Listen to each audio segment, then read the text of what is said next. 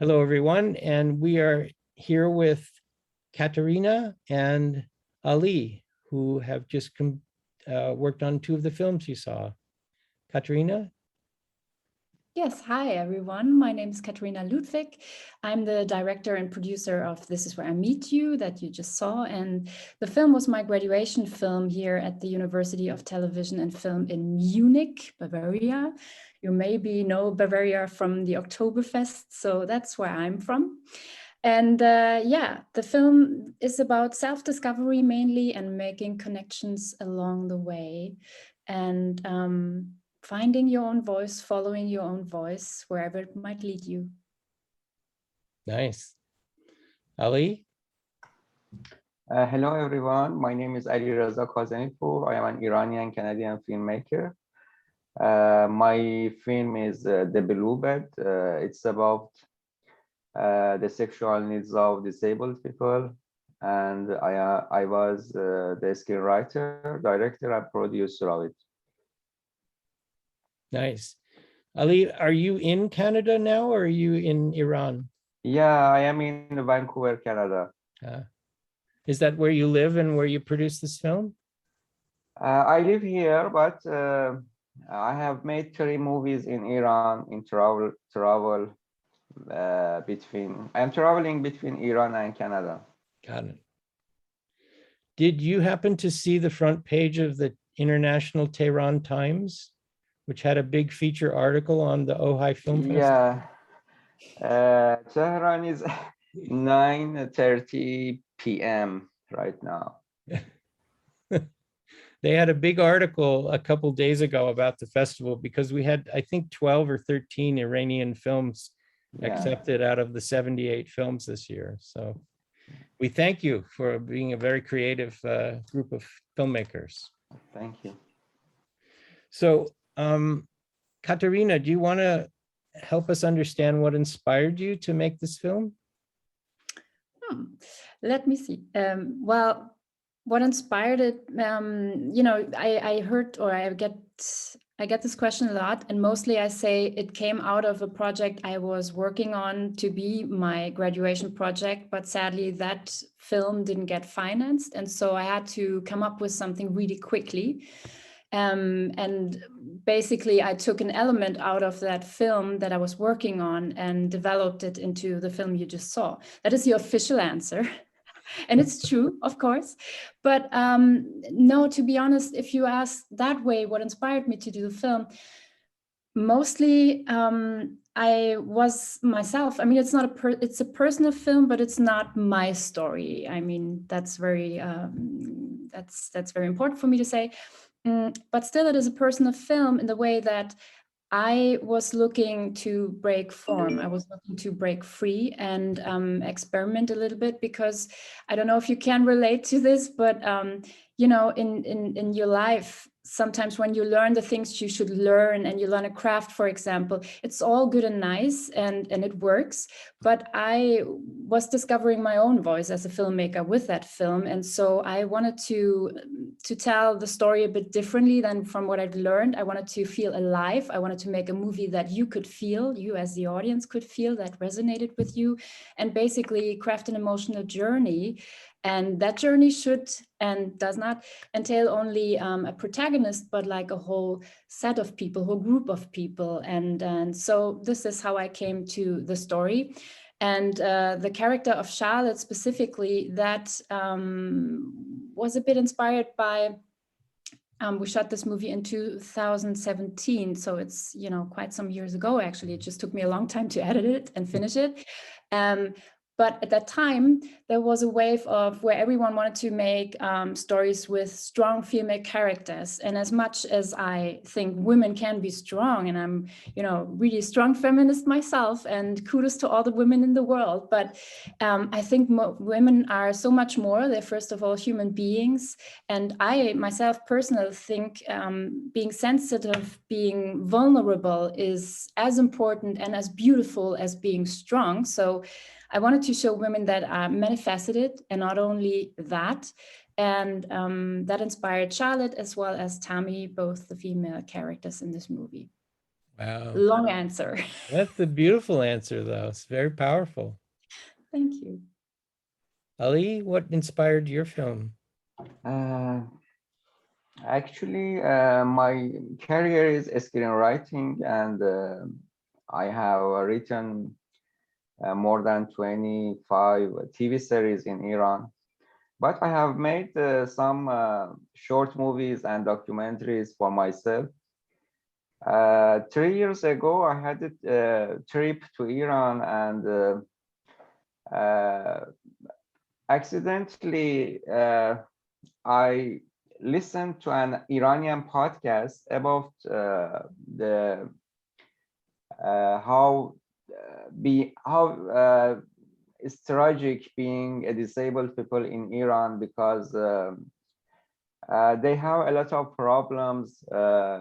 Iranian cities don't design for this kind of people. They can't go out of home, and they can't find any partner for them. They lost their connections with the society, and it encouraged me to write and directed this movie when I were in Iran.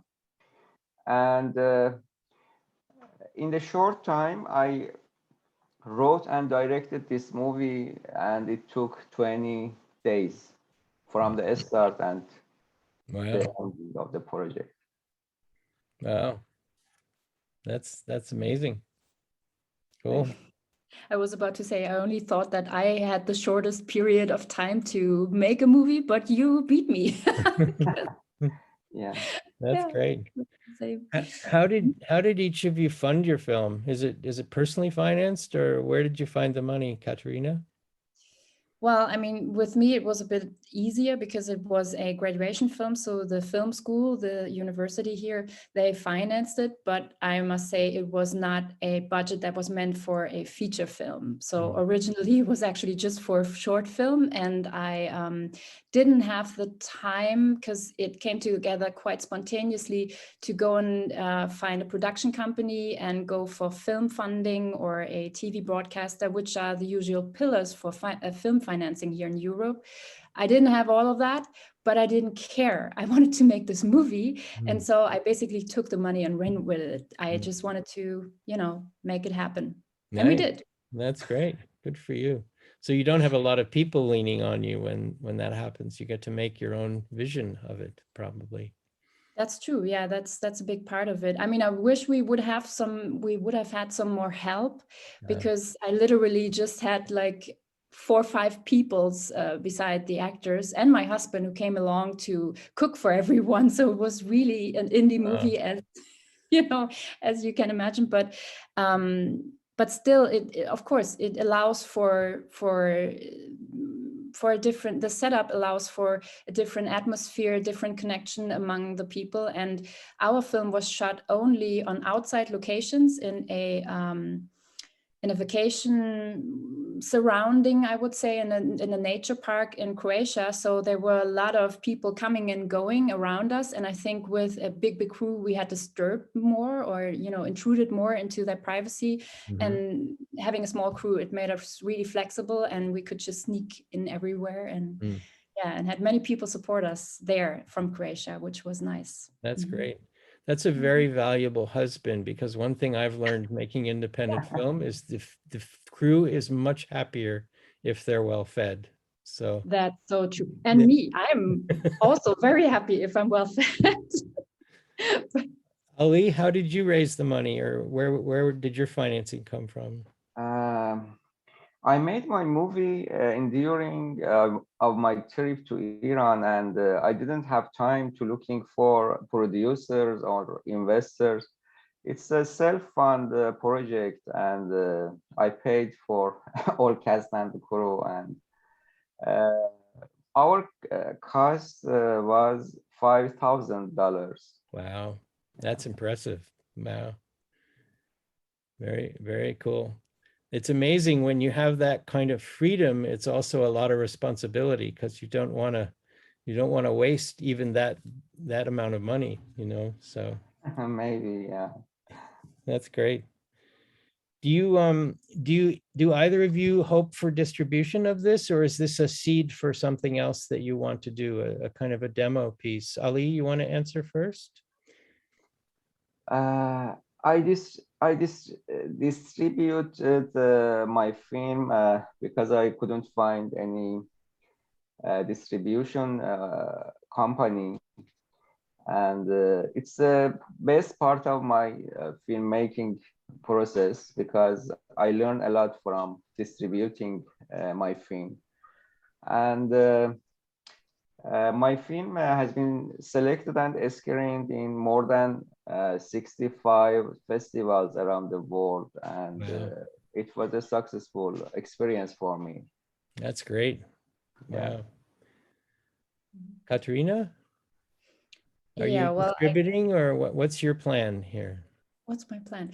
Well, I mean, you know, the ideal setup that it would be shown in cinema, I think, has gone a little bit with COVID, because it is still very, very difficult to get a film, and especially such a small indie film, into cinemas. But it was actually made for cinema, and we had the luck to see it here on the big screen when it premiered in Germany at the Max Ophüls Festival. So that was really, really cool. But you know, ideally it would be shown in cinemas, and I really wish we could make that happen.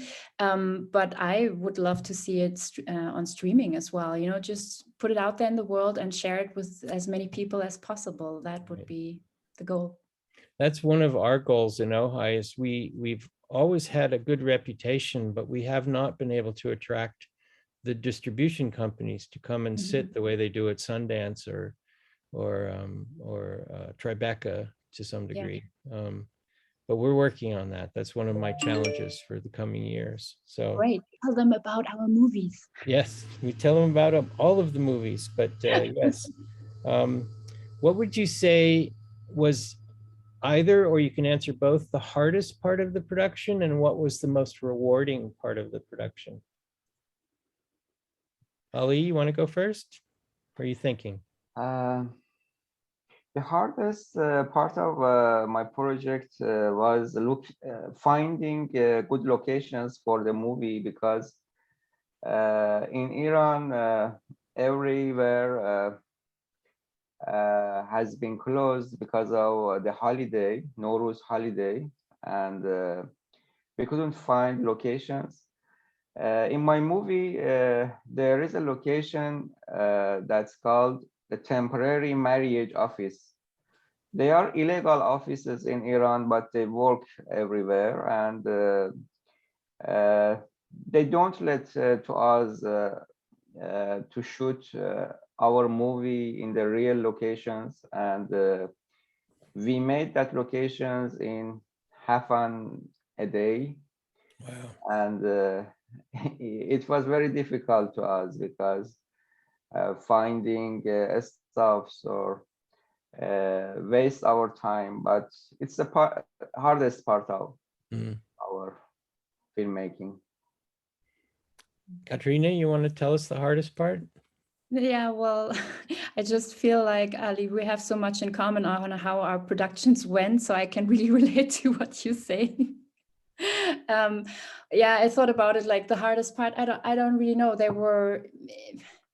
I almost don't dare to say it was hard, because it really was, actually. But I feel so grateful that it came together, and I feel grateful for everyone who put their time and energy with me into this project. But I mean, I had only a few months from knowing that I could not make the movie I had planned, and to, you know, pivot to a new idea, and then to write an outline. We improvised on this movie, so the dialogues, don't know if you know that, but the dialogues I improvised with the actors, and so I only worked with an outline, and I had like a couple of, maybe like 2 months to write it and to prep the shooting. And while I was prepping, and you know, I didn't have money to really pay anyone, and so this was really difficult. And camera DOPs, I had one, and they dropped off because of personal reasons, sadly. And so, like, a week before we had to go down to Croatia, basically nothing was really clear. It wasn't clear if we had the crew to shoot it.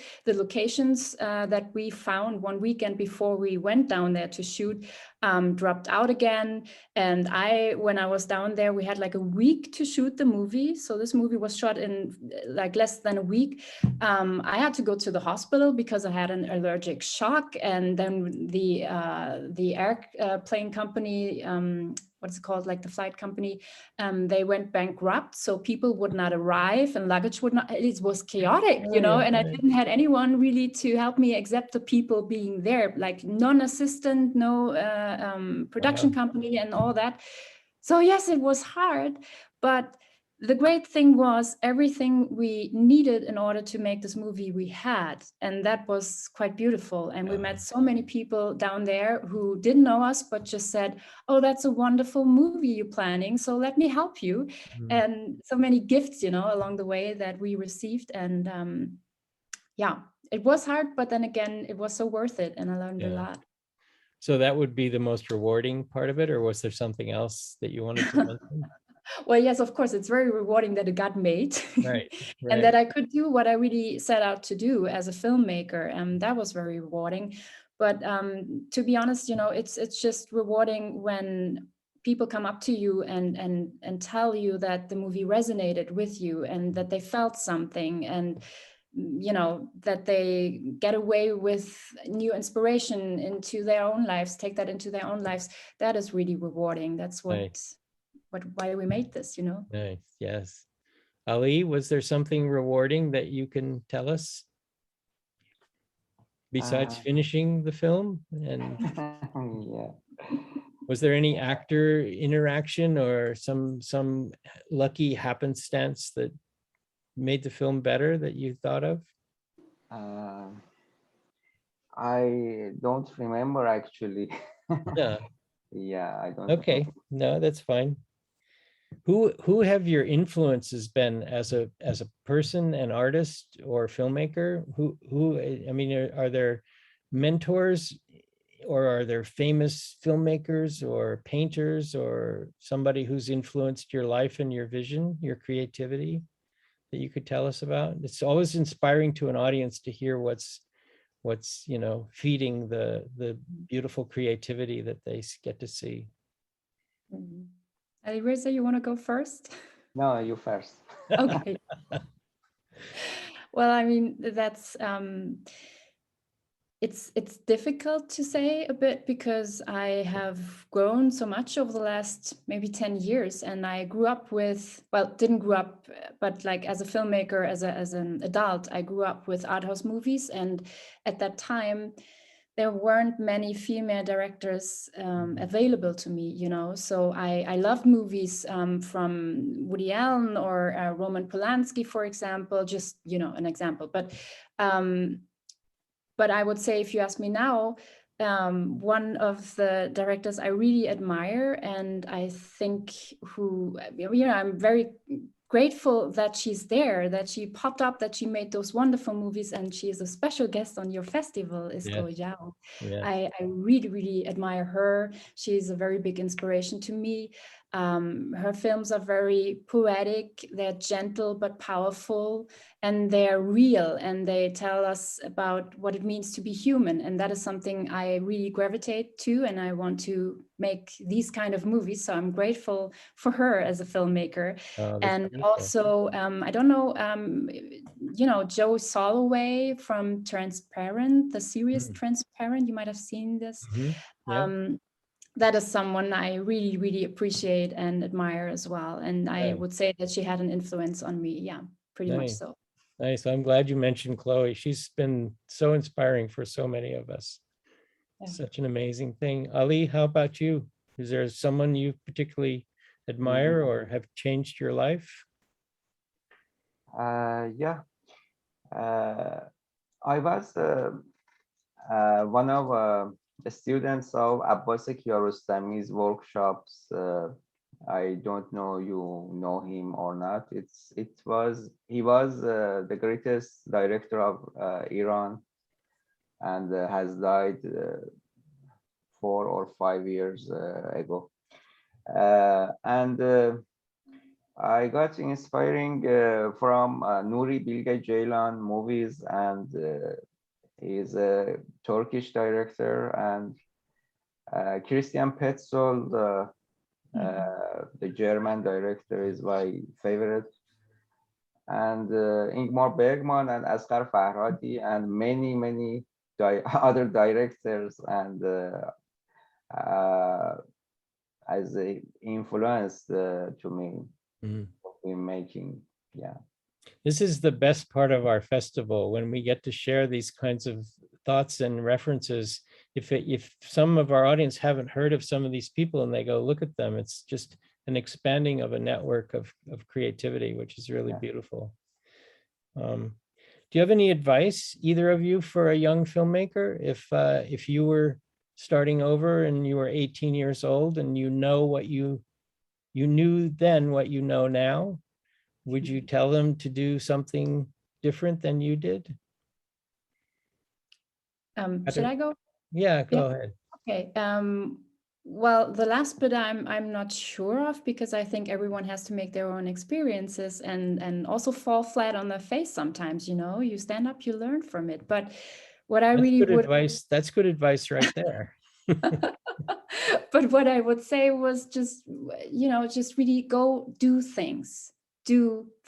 Make films. It doesn't matter if they're crappy or great, if someone likes them or not. Really don't put too much emphasis on that, but to really listen with love and care to your own voice, to what you have to share with the world, and let it be heard, let it be seen.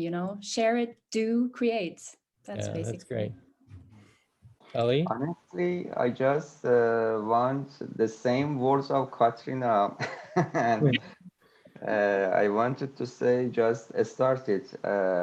I started filmmaking very late, and I am coming age, or I getting old, and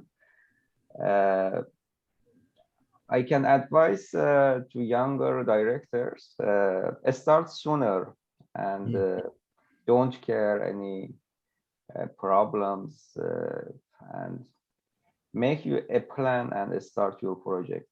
Just this. Just go. Yeah. No stopping, just go. Yeah. Great. Well, what's next for each of you? And we'll wrap this up.